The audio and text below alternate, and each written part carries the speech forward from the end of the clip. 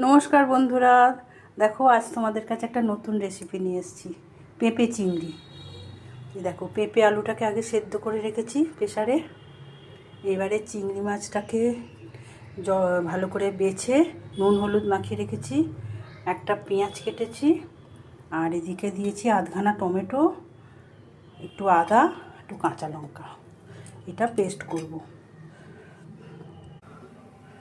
দেখো বন্ধুরা, এবার কড়া চাপিয়েছি, কড়াতে ঘি দিলাম। চিংড়ি মাছটা ঘিয়ে ভাজবো।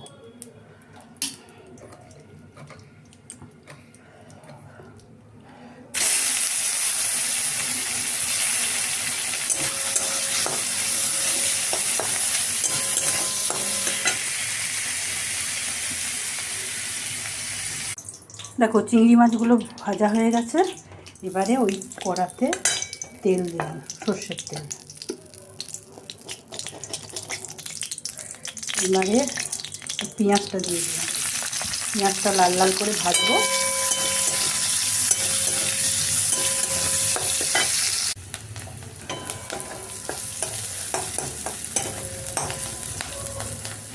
দেখো বন্ধুরা, পেঁয়াজটা ভাজা হয়ে গেছে। এবারে ওই পেস্টটা দিয়ে দিলাম। আদা, পেঁয়াজ, আদা, কাঁচা লঙ্কা আর টমেটো।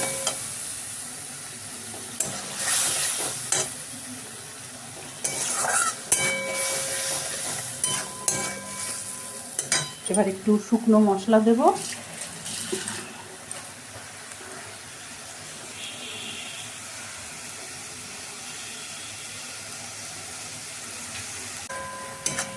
দেখো বন্ধুরা, মশলাটা বেশ ভালোভাবে কষানো হয়ে গেল। এবারে সেদ্ধ করা আলু আর পেঁপেটা দিয়ে দেবো।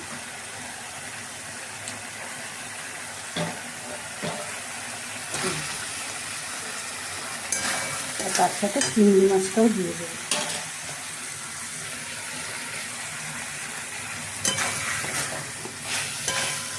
দেখো,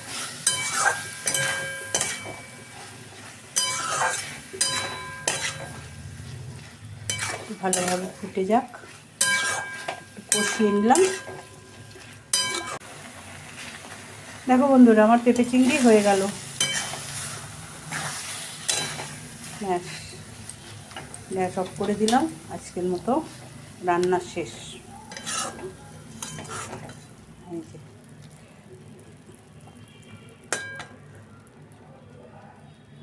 এখন এইটুকু, আবার পরের কোনো রেসিপি নিয়ে আসবো। সবাই ভালো থেকো, সুস্থ থেকো, সাবধানে।